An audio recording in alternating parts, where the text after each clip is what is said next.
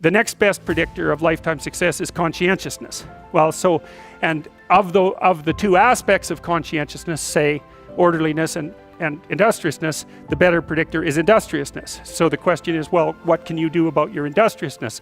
And the answer to that is, well, that's kind of rough too, because there's a strong genetic component.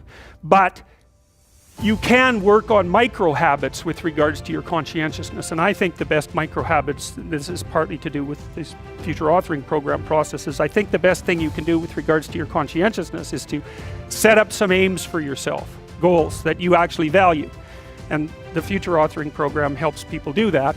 And basically it does a situational analysis of, it helps you do a situational analysis of your life more than a psychological analysis, I would say. And so the questions are something like, well, all right, you're going to have to put some effort into your life.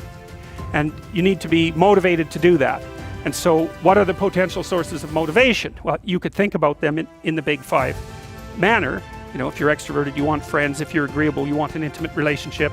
If you're disagreeable, you want to win competitions. If you're open, you want to engage in creative activity. If you're high neuroticism, you want security. Okay, so those are all sources of potential motivation that you could draw on, that you could tailor to your own, you know, your own personality. But then there are dimensions that you want to consider your life across. And so we ask people about, well, you know, if you could have your life the way you wanted it in 3 to 5 years, if you were taking care of yourself properly, you know, what would you want from your friendships? What would you want from your intimate relationship? How would you like to structure your family? What do you want for your career? Well, how are you going to use your time outside of your job?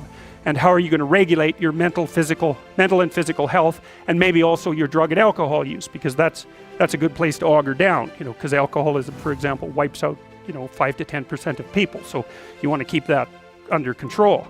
And then so maybe, you know, you develop a vision of what your life, what you would like your life to be, and that associates the goal. Well, once the goal is established, and then you break down the goal into micro processes that you can implement.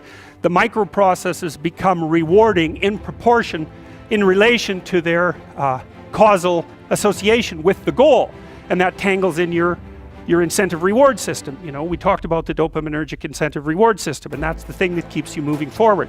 And the way it works is that it works better if it produces positive emotion when it can see you moving towards a valued goal. Okay, well, what's the implication of that? Better have a valued goal, because otherwise you can't get any positive motivation working out. And so the more valuable the goal, in principle, the more the micro processes associated with that goal start to take on a positive charge. And so what that means is, well, you get up in the morning and you're excited about the day, you're ready to go. And so as far as I can tell, what you do is you specify your long-term ideal. Maybe you also specify a place you want to stay the hell away from, so that you're terrified to fail as well as excited about succeeding, because that's also useful. You specify your goal. You do that in some sense as a unique individual. You want to specify goals that make you say, oh, if that could happen as a consequence of my efforts, it would clearly be worthwhile. Because the question always is, why do something? Because doing nothing is easy. You just sit there and you don't do anything. That's real easy. The question is, why would you ever do anything? And the answer to that has to be because you've determined by some means that it's worthwhile. And then the next question might be, well, where should you look for worthwhile things? And one would be, well, you could consult your own temperament. And the other would be, well, you kind of look at what it is that people accrue that's valuable across the lifespan. So you do a structural analysis of the subcomponents of human existence, and already did that. You need a family, you need friends. Like, you don't need to have all these things, but you better have most of them. Family, friends, career, educational goals, plans for, you know, time outside of work, attention to your mental and physical health, etc. You know, that's what life is about. And if you don't have any of those things, well, then all you've got left is misery and suffering. So that's a bad deal for you. So once you set up that goal structure, let's say, and that's really in many ways that's what you should be doing at university. That's exactly what you should be doing, is trying to figure out who it is that you're trying to be, right? And you aim at that, and then you use everything you learn as a means of building that person that you want to be. And I really mean want to be. I don't mean should be, even those things are going to overlap. And it's important to distinguish between those, because that's partly, and this is back down to the micro-routine analysis. So if I was saying, well, you're going to try to make yourself more industrious, okay, number one, specify your damn goals, because how are you going to hit something if you don't know what it is? That isn't going to happen. And often people won't specify their goals too, because they don't like to specify conditions for failure. So if you keep yourself all vague and foggy, which is real easy, because that's just a matter of not doing as well, then you don't know when you fail. And people might say, well, I really don't want to know when I fail because that's painful. So I'll keep myself blind about when I fail. That's fine, except you'll fail all the time then. You just won't know it until you've failed so badly that you're done. And that can easily happen by the time you're 40. So I would recommend that you don't let that happen. So that's willful blindness, right? You could have known, but you chose not to. Okay, so once you get your goal structure set up, you think, okay, if I could have this life, looks like that might be worth living, despite the fact that it's going to be, you know, anxiety provoking and threatening, and there's going to be some suffering and loss involved and all of that. Obviously, the goal is to have a vision for your life such that, all things considered, that justifies your effort. Okay, so then what do? Well, then you turn down to the micro routines. It's like, okay, well, this is what I'm aiming for. How does that instantiate itself day to day, week to week, month to month? And that's where something like a schedule can be unbelievably useful. Google Calendar. It's like, make a damn schedule and stick to it. Okay, so what's the rule with the schedule? It's not a bloody prison. That's the first thing that people do wrong. They say, well, I don't like to follow a schedule.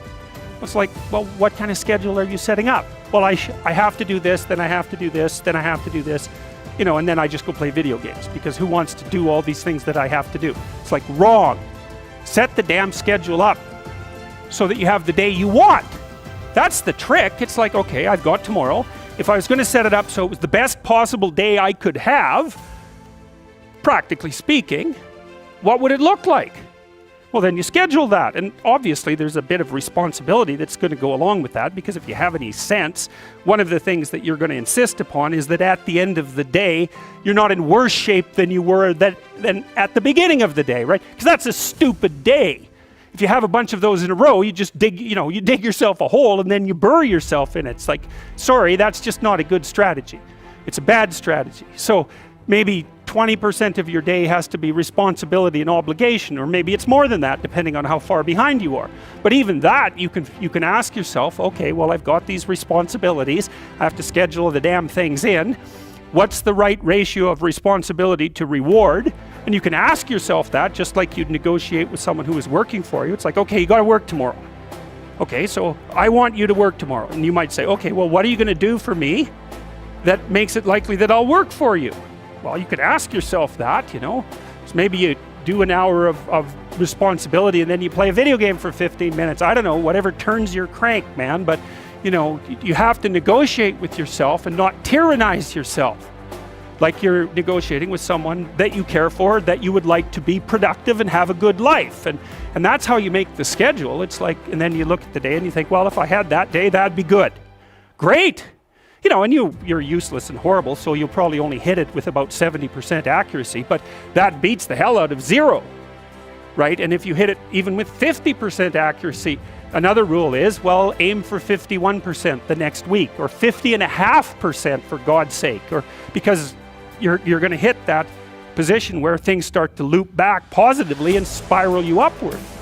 And so that's one way that you can work on your conscientiousness, is to plan a life you'd like to have.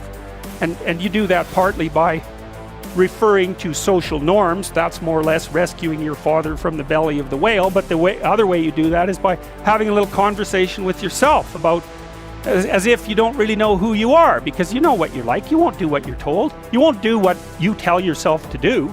You must have noticed that. It's like you're a bad employee and a worse boss, and both of those work, you know, for you. You don't know what you want to do, and then when you tell yourself what to do, you don't do it anyway. So you should fire yourself and find someone else to be.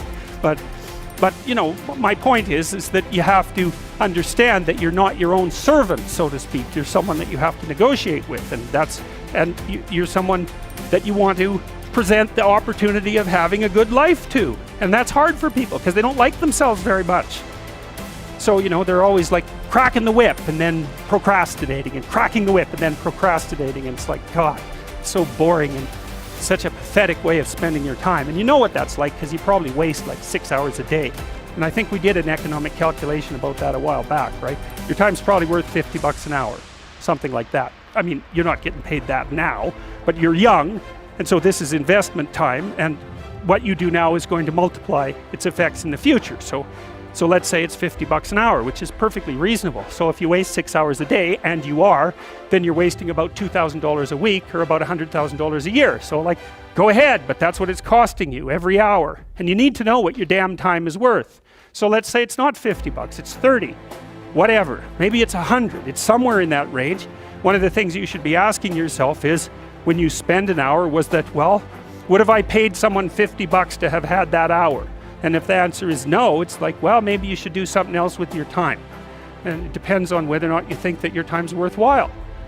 But the funny thing about not assuming that is, if you assume your time isn't worthwhile, what happens is you don't just sit around sort of randomly in a state of responsibilityless bliss. What you do is you suffer existentially. And so that seems like a stupid solution.